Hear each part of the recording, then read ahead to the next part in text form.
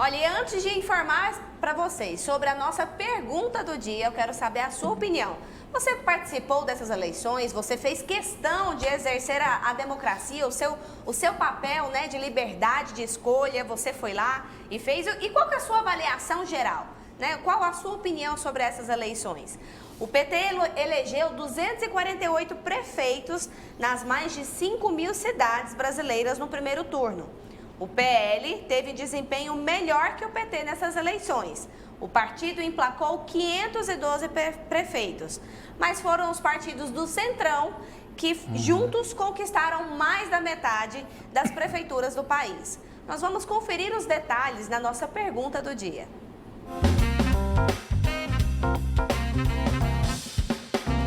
O presidente Lula e o ex-presidente Bolsonaro terão embates diretos e disputas terceirizadas no segundo turno das eleições de 2024. Como principais lideranças políticas do país, os dois medirão força novamente no último domingo de outubro, dia 27, em 15 capitais brasileiras. No primeiro turno, nas capitais, 11 prefeitos foram eleitos, 5 nomes apoiados pelo ex-presidente contra 2 do petista. O PSD, o MDB, o PP e o União Brasil, que compõem o Centrão, dominaram as eleições municipais, conquistando juntos mais da metade das prefeituras do país. O PL e o Republicanos tiveram os maiores crescimentos e ficaram em 5º e 6º. O PT também cresceu, mas terminou em 9º. O PT elegeu 248 prefeitos nas mais de 5.000 cidades brasileiras no primeiro turno. O resultado é melhor que o obtido pela legenda no primeiro turno de 2020, quando foram 182, e animou o partido que pretendia melhorar a representatividade do país durante o governo do petista. A legenda, porém, não conquistou nenhuma capital e só obteve o comando de 2 grandes cidades, com mais de 200 mil eleitores. O PL saltou de 4,7 milhões de votos para prefeito em 2020 para 15,7 milhões em 2024. Foi um crescimento percentual de 236,2%.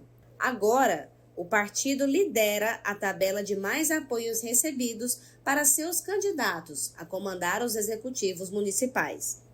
Na sequência, vem o PSD, com 14,5 milhões de votos para prefeito em 2024, um crescimento de 36,7% sobre 2020.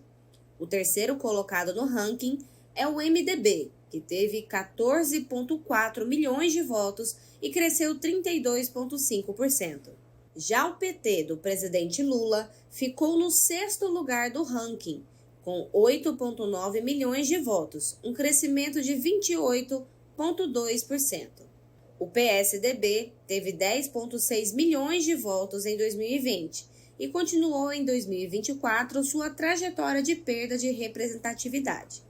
Diante desta polêmica, polarização nas eleições, qual lado pesou mais? Muito bem, pessoal. Só fazendo uma correção quanto à pergunta do dia, o VT que passou agora, o PL do ex-presidente Bolsonaro ficou em sexta colocação, né? Vamos começar essa rodada com o professor José Elias. Professor, a polarização existiu. A gente pôde perceber que foi bem polarizada aí as eleições. Quem ganhou?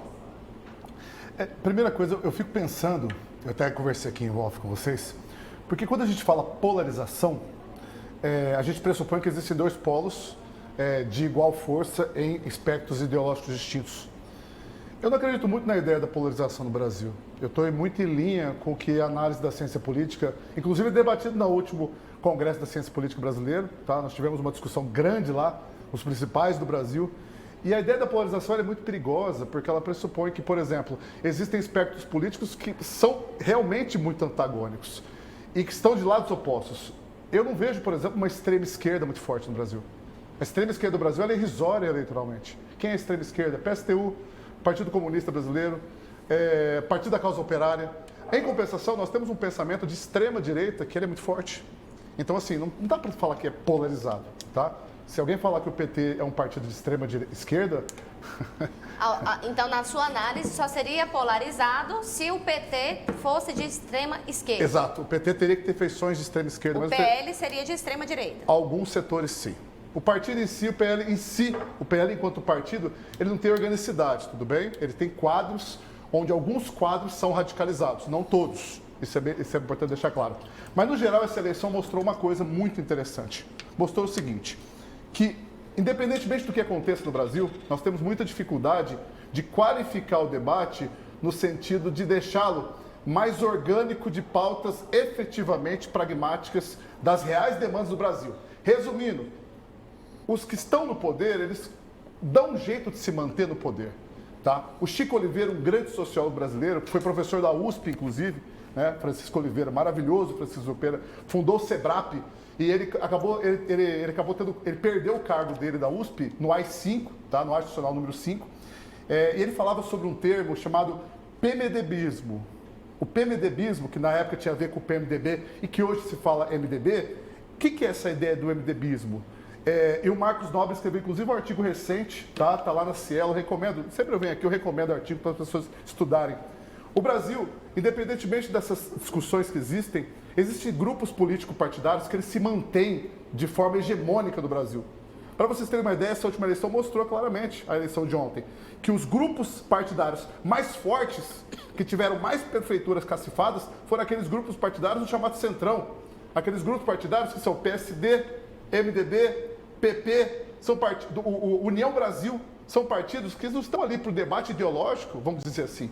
Eles estão ali efetivamente para compor maiorias em prefeituras, para compor maiorias no Congresso Nacional, para disputar cargos em comissão, para disputar maioria nas votações, para conseguir maiores emendas.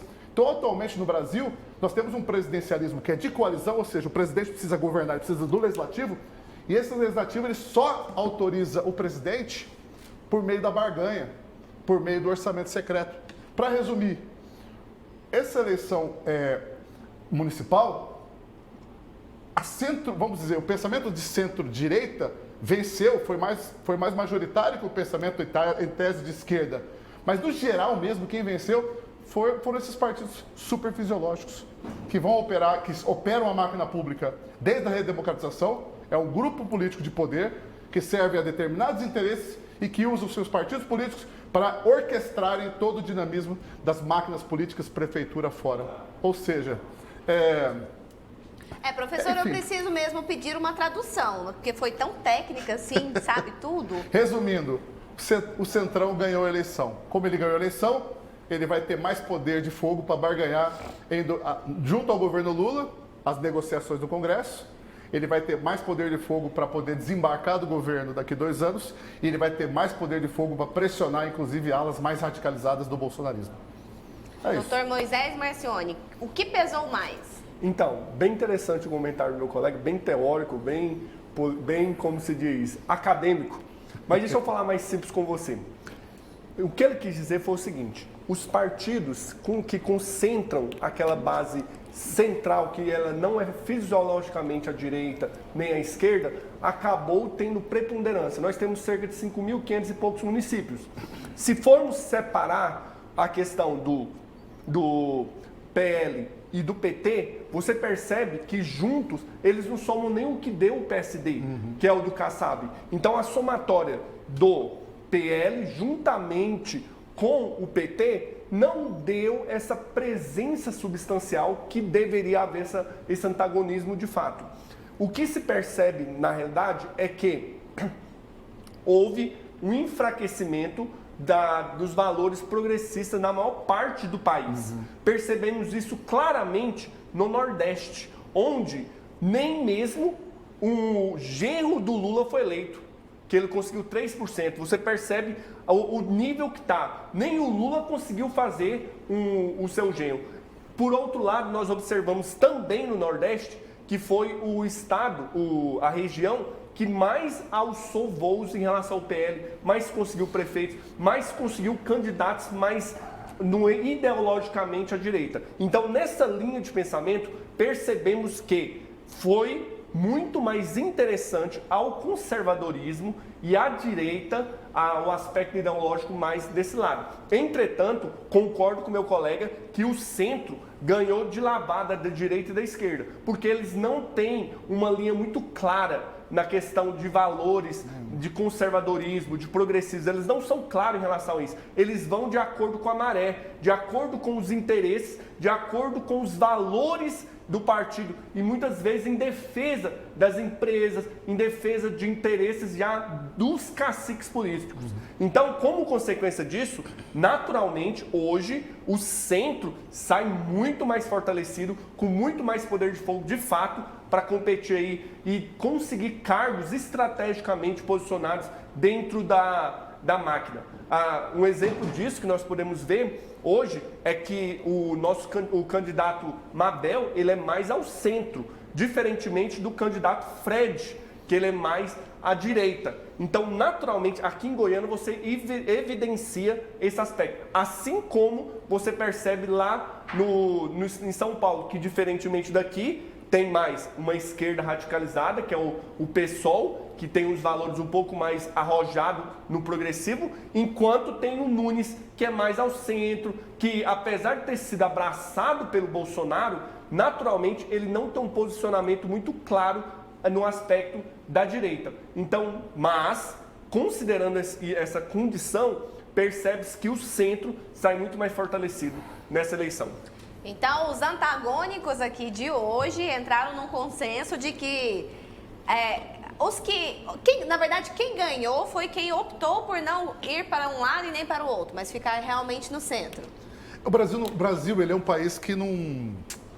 Essa ideia de ter lado nos foi importada há pouco tempo, tá? O Brasil, se você pega as últimas pesquisas do Latinobarômetro, do perfil do que o brasileiro enxerga de democracia, nós temos muitas opiniões distintas que flertam com diferentes espectros. Nós não temos lados assim, sabe? O Brasil é muito... Mas essa tentativa de fazer com que haja essa distinção, ou seja, eu preciso enxergar um lado, é fundamental para você criar uma sensibilidade de massas. Tá? Então você cria aquela sensibilidade que nós contra eles. Isso é estratégico da polícia. Isso está em Freud, na psicologia das massas e a ascensão do indivíduo. O Christian Dunker fala disso. Opa, peraí um pouquinho. Eu preciso de um grupo para me identificar. Então, eu sou do grupo verde e amarelo. Eu sou do grupo dos vermelhinhos. Aí você fica aquela, eu quero. Mas o brasileiro em si não tem muito isso. No geral, o que aconteceu? De novo, o que ganhou a eleição municipal foram aqueles que sempre ganham. Os grandes caciques, os donos de partido. Gilberto Kassab deve estar indo de uma ponta a outra. Esses caras, o MDB, que é um partido que sempre compõe governo, são partidos, gente, que eles não têm identidade partidária muito. Eles são partidos que eles são, na literatura, eles chamam de catch-all, né? Partidos que são usados para gerar representantes para ocupar o poder. De toda forma, o senhor concorda que a direita tem ganhado maior relevância do que a esquerda? Alguns pensam... não, sim. Numericamente falando, o discurso mais conservador, ele vem ganhando espaço não somente no Brasil. O discurso conservador ele vem ganhando espaço em importantes democracias do mundo. O problema e aí eu sempre deixo bem claro isso, esse pensamento conservador ele não é unificado. Esse pensamento conservador ele tem várias nuances. E alguns desses pensamentos conservadores flertam com o autoritarismo. Alguns desses pensamentos conservadores não é aquele pensamento conservador do sentido inglês, clássico. O Winston Churchill era conservador, mas ele não era um radical. Mas alguns desses setores conservadores do Brasil, eles tendem à radicalização. Isso é evidente. É assim, ninguém pode negar isso. Mas é pouco, viu, gente? Aí vamos colocar uns 18% só. O resto não é tão radical assim, não. Aqueles que não são radicais, não caem na conversa radicalista, sabe? De terra plana. Não, a maioria dos conservadores que eu conheço, os liberais, são liberais mesmo. São conservadores, democratas. Isso é fundamental. A direita tem ganhado maior relevância? Com certeza absoluta. E, de fato, como meu colega falou, da mesma forma que tem algumas alas à direita muito radicais, tem também a ala da esquerda extremamente radical, que defende valores extremamente perigosos, que não são razoáveis para uma democracia e que, no longo prazo, geraria muito mais prejuízo para a população, para a qualidade de vida como um todo. Uma curiosidade a respeito disso é a questão das bets. As bets deveriam ter sido algo que jamais tinha que ter sido aceita se da forma com que o Lula fez, permitindo que no longo prazo ela conseguisse alçar tantos voos substanciais a ponto de conseguir 280 bilhões de movimentação. As bets vai gerar um prejuízo, já está gerando um prejuízo muito grande, como no caso de 4 bilhões. Então, essa linha que a esquerda às vezes adota do politicamente correto e a extrema esquerda também, causa também diversos prejuízos econômicos que no longo prazo é que é visto essa questão. Então, da mesma forma que tem a linha ideologicamente a esquerda extremista, tem também uma linha de direita também um pouco mais extremada. Só um ponto interessante, como eu disse aqui aquela hora, a nossa diferença, as diferenças que existe é de que, diferentemente de alguns países, por exemplo, Portugal, por exemplo, Bélgica, mesmo a Alemanha, a extrema esquerda no Brasil, extrema esquerda, aquela radicalizada, que quer de forma abrupta expropriar os meios de produção, vamos dizer assim, né? A linha marxista, porque a esquerda clássica comunista, ela quer expropriar os meios de produção, coletivizar a propriedade privada. São poucos grupos políticos que têm poder no Brasil. Pouquíssimos grupos desses que têm poder.